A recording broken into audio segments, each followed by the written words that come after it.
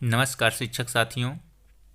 यहाँ कोर्स 7 और 8 और 9 प्रारंभ हो गए हैं। दीक्षा ऐप पर निष्ठा प्रशिक्षण कोर्स 8 यहाँ पर प्रश्नोत्तरी दी जा रही है। देखिए यहाँ पर मॉड्यूल 8 की गतिविधि तथा प्रश्नोत्तरी सहित हल दिए जा रहे हैं। बीच में इसमें 2 गतिविधियाँ हैं, एक में 4 क्वेश्चन है, एक में 5 क्वेश्चन है। गतिविधि 1 और गतिविधि 4। तो इसमें गतिविधि 1 और गतिविधि 4 दोनों गतिविधियों के भी क्वेश्चन दिए जा रहे हैं और प्रश्नोत्तरी में 10 क्वेश्चन है। 10 क्वेश्चन के यहाँ आंसर दिए जा रहे हैं, जिसमें 4 में 4 सही है, 5 में 5 और इधर 10 में 10 सही हैं। ये कोर्स 8 है। इस कोर्स का पूरा नाम है यूपी पर्यावरण अध्ययन का शिक्षा शास्त्र। यह मॉड्यूल प्राथमिक स्तर राष्ट्रीय पाठ्यचर्या की रूपरेखा 2005 के अनुसार बच्चों को लक्ष्यों एवं उद्देश्यों को पूरा करने के लिए सार्थक रूप में सक्षम बनाने हेतु शिक्षण अधिगम से जुड़े समुदाय को पर्यावरण अध्ययन यानी ईबीएस, जो कि एक मुख्य पाठ्यचर्या क्षेत्र है, के विभिन्न शिक्षा शास्त्रीय पहलुओं को समझाने में मदद करेगा।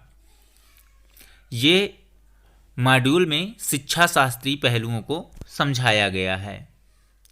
गतिविधि 1, अपनी समझ की जांच करें। इसमें सही विकल्प चुनना है। इसमें गलत और सही दिए हुए हैं। 2 ऑप्शन हैं, 2 ऑप्शन में सही और गलत में से चुनाव करना है। पहला क्वेश्चन है, स्वास्थ्य शिक्षा पर्यावरण अध्ययन में एक विषय के रूप में शामिल है। यह गलत या सही? तो सही, इसका विकल्प सही है। केवल सामाजिक विज्ञान और राजनीति विज्ञान पर्यावरण अध्ययन से जुड़े विषय हैं। ये गलत है। केवल सामाजिक विज्ञान और राजनीति विज्ञान पर्यावरण अध्ययन से जुड़े विषय नहीं हैं कि हम सोचें कि सिर्फ सामाजिक विज्ञान और राजनीति विज्ञान ही पर्यावरण के अंतर्गत आता है, तो विज्ञान भी पर्यावरण के अंतर्गत आ जाएगी, अन्य सब्जेक्ट भी आ जाएंगे। पर्यावरण अध्ययन कला शिक्षा गणित और भाषा से संबंधित नहीं है। ये भी गलत है। पर्यावरण अध्ययन कला शिक्षा गणित और भाषा से भी संबंधित है। चित्र 1 में दिए गए सभी विषय पर्यावरण अध्ययन से जुड़े हैं। ये सही है, इसका विकल्प सही। गतिविधि 4, अपनी समझ की जांच करें।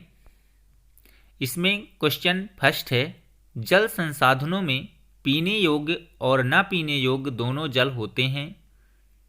इसमें विकल्प गलत और सही में से सही पर टिक करेंगे। जल संग्रहण इकाइयाँ केवल मानव निर्मित हैं। ये गलत है। प्राकृतिक निर्मित भी जल संग्रह होते हैं, जैसे झरने, नदियाँ, ये सब जल संग्रह हैं। तो जल संग्रहण इकाइयाँ केवल मानव निर्मित है, ये गलत है। सभी जल भंडारण इकाइयाँ जल संसाधन भी हैं, ये भी गलत है। जल संसाधन प्राकृतिक और मानव निर्मित दोनों हैं, ये सही है। सभी जल संसाधन जल भंडारण इकाइयां हैं, ये भी सही है। अब प्रश्नोत्तरी भाग आता है। यहाँ पर 10 क्वेश्चन दिए जा रहे हैं। 10 के 10 के आंसर यहाँ पर देखिए और अंतिम प्रश्नोत्तरी भाग आसानी से हल कर लीजिए। कक्षा 1 और 2 में पर्यावरण अध्ययन, तो इसमें है भाषा और गणित के साथ पढ़ाया जाता है। यहाँ विकल्प सही है, भाषा और गणित के साथ पढ़ाया जाता है। प्राथमिक स्तर पर पर्यावरण अध्ययन के सीखने के उद्देश्यों में शामिल नहीं किया जाता है। तो इसमें विकल्प सही है, विद्यार्थियों को वैज्ञानिक नियम याद करने में मदद करना। विद्यार्थियों को वैज्ञानिक नियम याद करने में मदद करना, साइंटिफिक तरीका। विभिन्न मापदंडों के लिए विद्यार्थियों के सीखने की प्रगति और उनके स्तरों का पता लगाने के लिए निम्नलिखित विकल्पों में से कौन सा सबसे उपयुक्त है? यहाँ है रुब्रिक्स मानदंडों का सेट। जो यहाँ विकल्प सही है वो है रुब्रिक्स मानदंडों का सेट। ये मॉड्यूल 7 में भी हम देखेंगे, रुब्रिक्स मानदंडों का अध्ययन कराया जा रहा है। पर्यावरण को सुरक्षित रखने वाले 3 राह हैं: रिड्यूस, रीयूज, रिसाइकिल। रिड्यूस का मतलब कम करना, रीयूज पुनः उपयोग करना, रिसाइकिल पुनः चक्रित करना। यही विकल्प सही है। निम्नलिखित में से कौन सा पर्यावरण अध्ययन शिक्षण अधिगम के अनुरूप नहीं है? तो इसमें विकल्प सही है, प्रत्येक बच्चा अपनी पाठ्यचर्या का सर्जन करता है।